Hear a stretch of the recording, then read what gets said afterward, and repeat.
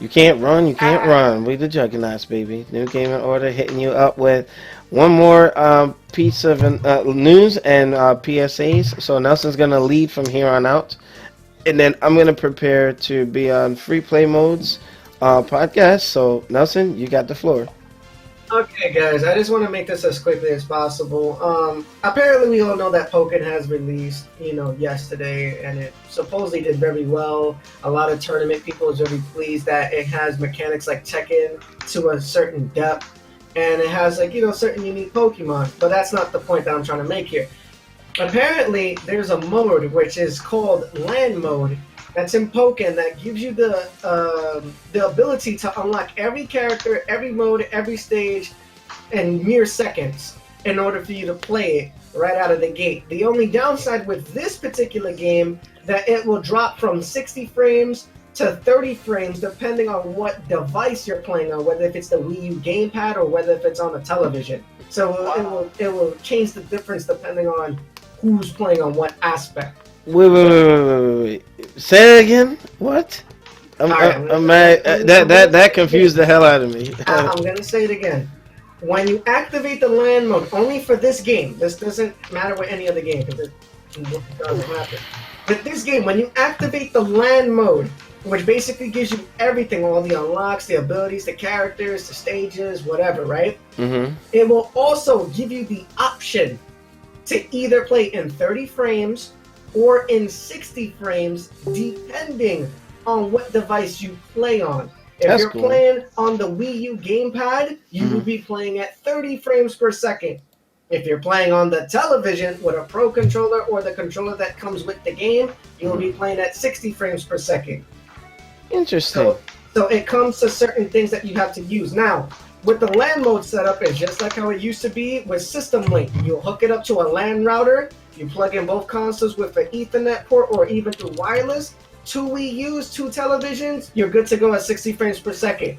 But if it's on the same console, that's where you start to see the frame droppage. Really? And that's something that we will not handle. But we're not talking about the game itself. The topic, what I want to get across is, will they be implementing this in future fighting games for the tournament organizers and about to make a sequence of button codes to unlock all the accessible items so it's tournament ready out of the gate without having an update, without having you to download all the DLC and wasting extra money?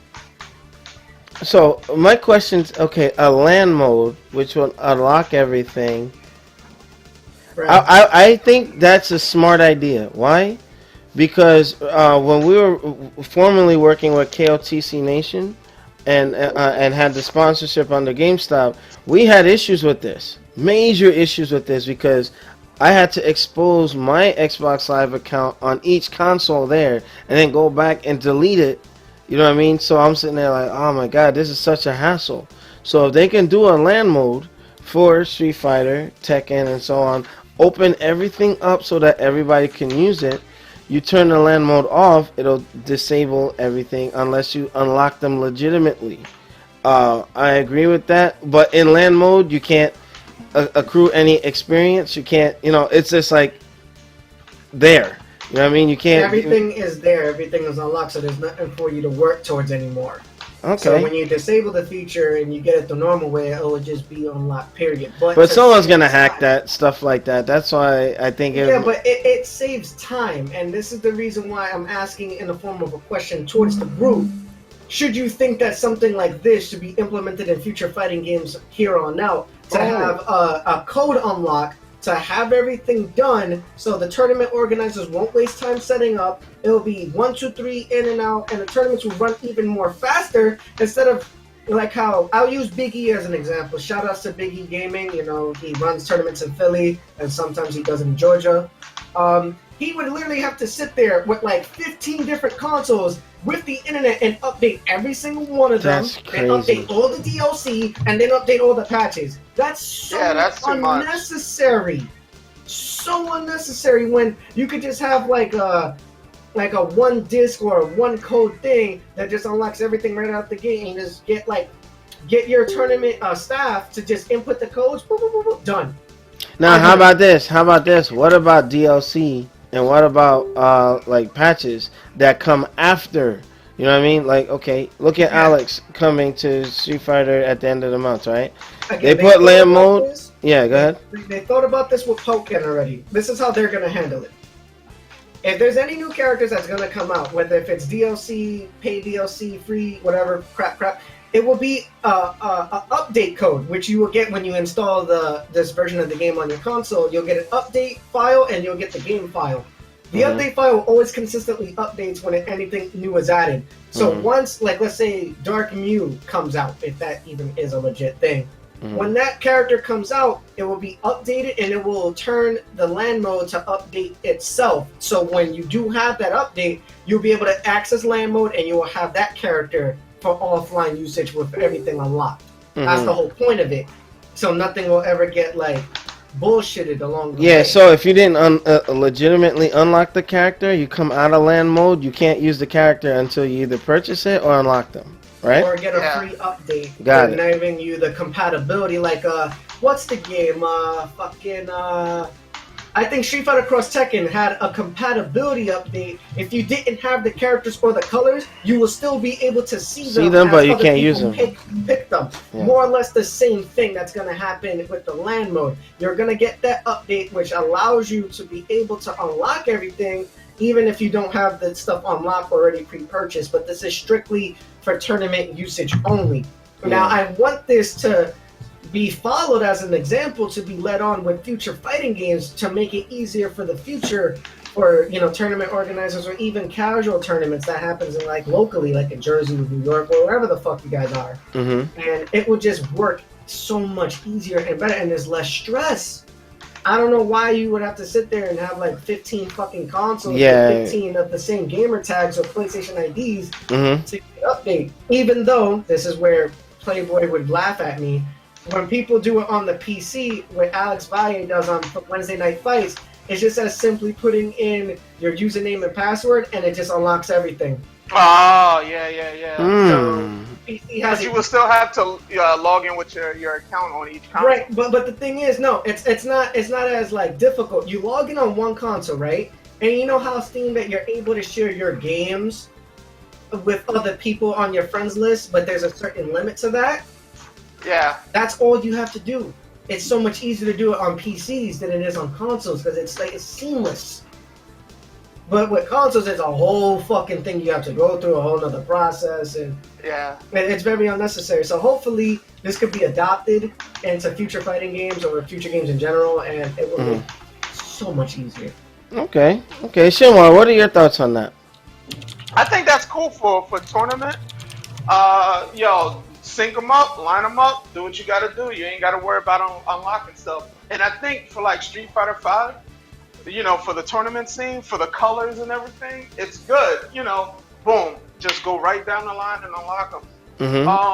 Because nobody really has time to sit there and go through survival. But obviously, we all knew Capcom would have an alternate way for you to get these colors. And I'm just talking about, you know, just Street Fighter 5. But we don't know what other developers would do in that case. You know, unlockable characters and stuff. And like Mortal Kombat. Like, also, that would go to propose about a season pass, you know, and where you can just download, you know, everything, but you would just log into your account, like Nelson said, hey, and everything would download and unlock that way. So that's cool for the tournament scene, definitely.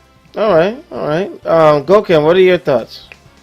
It would be a cool feature. I mean, they could as easily go to having like an arcade ROM thing, like if you're a tournament organizer. You pay for a subscription for that, and then you get like the I don't want to say CD. Obviously, they're not going to give you a CD, but like when you log into your, you know, maybe like your tournament provider account or something like that, you just download it for each console and be done with the shit. They could do something like that too, possibly. Okay, that sounds like a plan. All right, free play mode. What are your thoughts on that? I think it would be like what Goken said. You can just download an EEPROM, and what Nelson said, it would be easier if you can just download a file, and it would just constantly update whenever they release new content. So whenever you run a tournament, it would just switch over to that file and boom, there it is, instead of let me set up 15, 20 consoles, especially when you run into these bigger tournaments like East Coast Throwdown and Evo and whatnot. So yeah, it's definitely a good idea. I hope it's implemented in more fighting games like Street Fighter V and like Tekken 7 and whatnot. Yeah. Okay, man. That Nelson, good topic to bring up. I'll see if I put this on SRK, Event Hubs, and a couple other spots to see what some other folks feel about that. But I think that everybody would unanimously agree that a mode like this would be great for all fighting games going forward. You know what I mean? Because us as former tournament organizers, it was a bitch and a half to get shit set up. Bitch and a half. Yeah. Yeah, because you have to go through a lot. Just like even with the 360s back then, don't get me wrong, there are easier methods now, which I won't endorse on this show. But it was a hassle and a half to fucking get all that set up legitimately, and it was a lot of time constraints and even money having to go involved in this. But hopefully, as what Goken and Demizo was saying, even if we have to pay a one-time fee to have unlimited access to, have the unlock codes for certain consoles, I wouldn't mind that either, because then I would be paying one flat rate to having an unlimited usage, which would be a personal code, then I can unlock all my stuff for my own tournament. I wouldn't mind that either. You know what I'm saying? Because it will work out for them. They'll still get their money, and we will still get our tournament to run. Yeah. So it's all peachy from there. All right, cool. All right, so we're gonna draw that topic to a close for prior to PSAs. Make sure you rate, comment, and subscribe.